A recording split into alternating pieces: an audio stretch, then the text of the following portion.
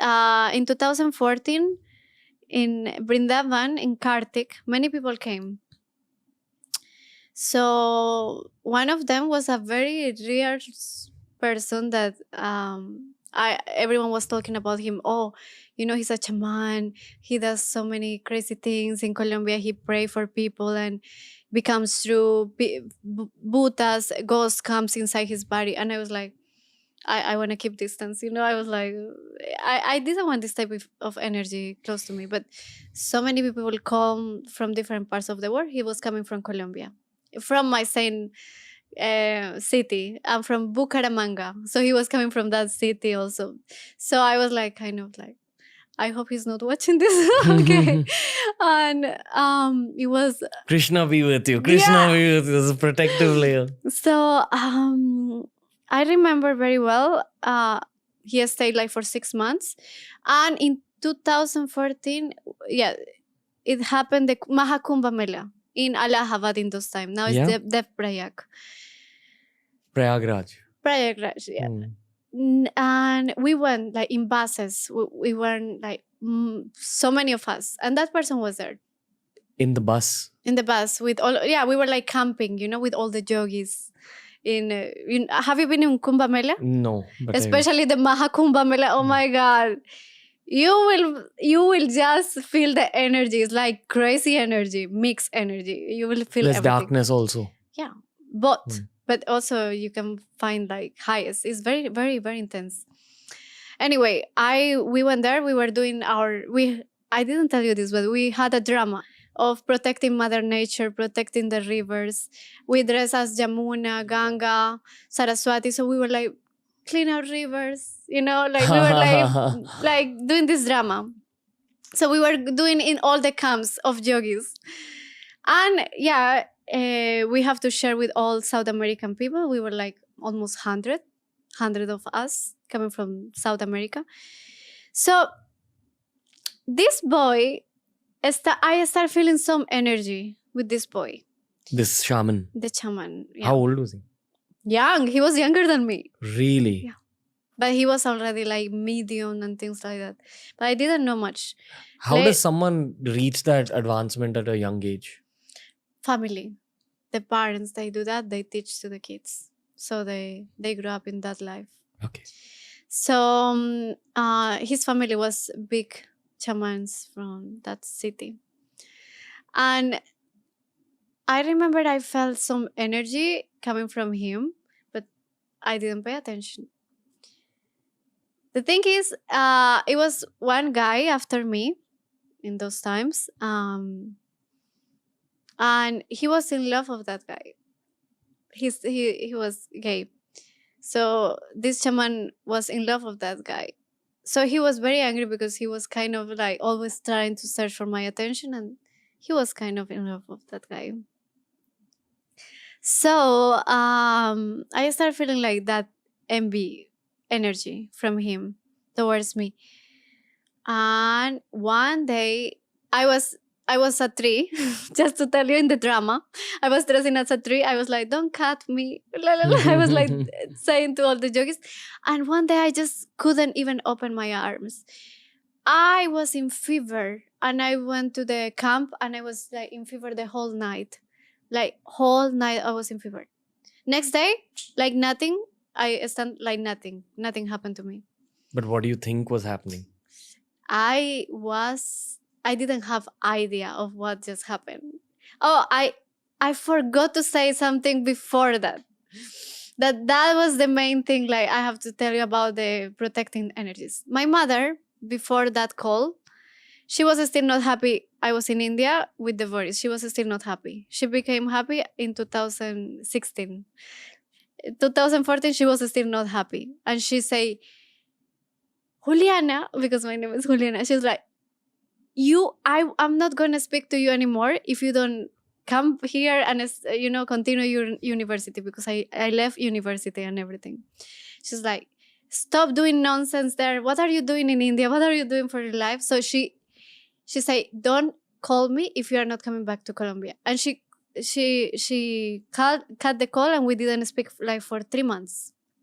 So my mother is always been a very big protection for me. But in those times, she left. She was angry at me because I was still like, like for her, I was like a hippie. Like my daughter is a hippie, like what she's doing there with all these yogis, So that's a very, very important point, let me tell you, because I felt I was unprotected and I was not praying that much because we were doing too much service of drama and things like that. So I was not very focused internally. I was doing more service, seva.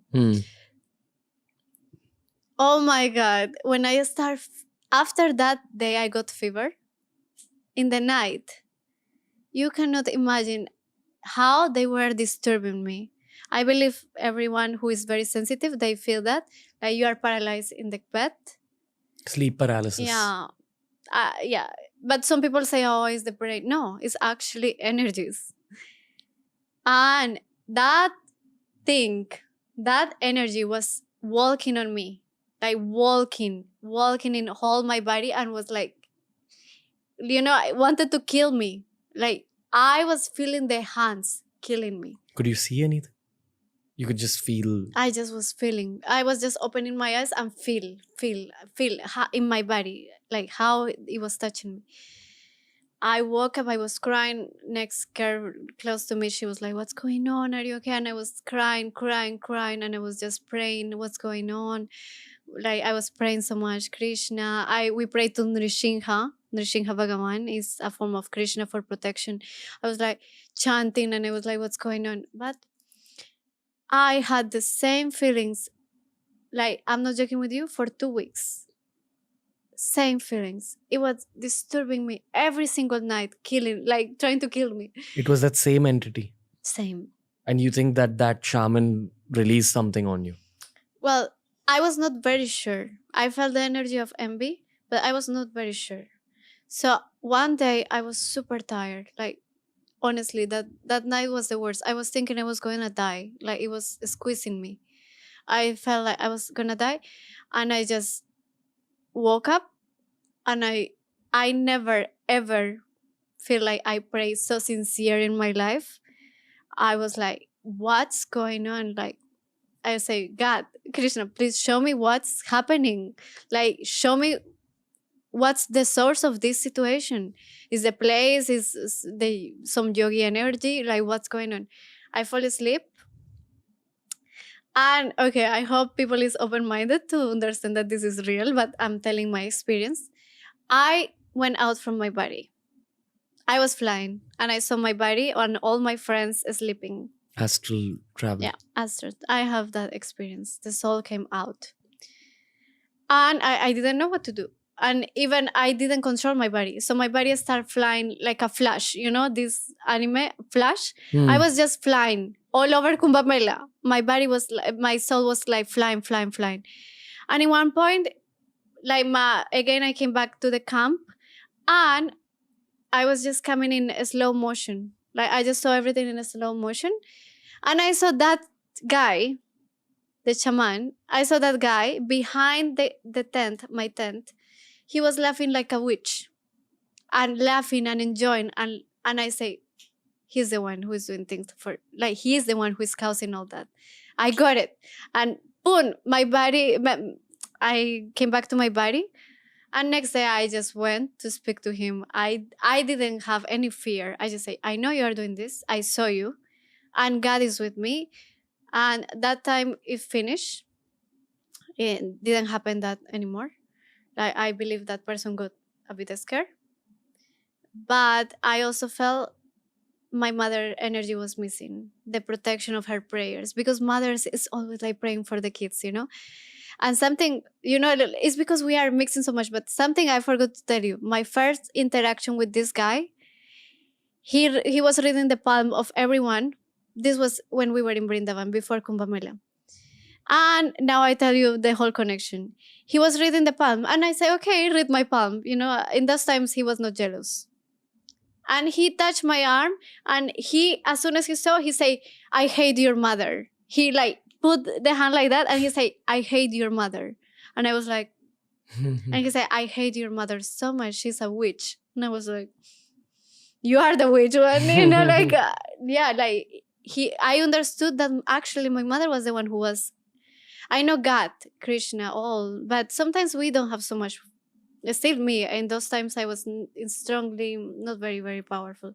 But my mother, I understood how the prayers of our mothers, grandmothers, they are so, so, so important, because you know why? They love us so much. They do with sincerity for us. So I understood this is very, very powerful. When you pray for someone you care a lot, is very, very valuable. You have to see that as the best gift. Yeah, so I understood in that time. But yeah, later I have to do some, still some energy was there. And I went to Mayapur after that, Mayapur in Calcutta, near Calcutta. There we have a big Nrsimha, and I did Jagya. And there I fully released from that energy. But yeah, it was very, very intense. Do you know the Narsim mantra? Yeah. Are you okay saying it? Oh my God, but we have a lot. We have the Ugram Vira, Mahavishnu, Jalatan Sarvatomukham, Nrishingham, Vispanamadram, Mitron, Mitron, Namamyaham. This is the most powerful. Is when Nrsimha is. This is the one that Nrsimha is angry and want to protect the body. But the other, we have a big Nrsimha Pranam that we chant almost every day. That is long, and we chant actually. Lots, at the start of this podcast, you said how India doesn't value its own knowledge. Yeah. This is one of those situations where there's a lot of power in these mantras. Yeah, it is. It is. Believe me, it is. As soon as I did that, you don't know how relief was for me when I did the whole Jagya.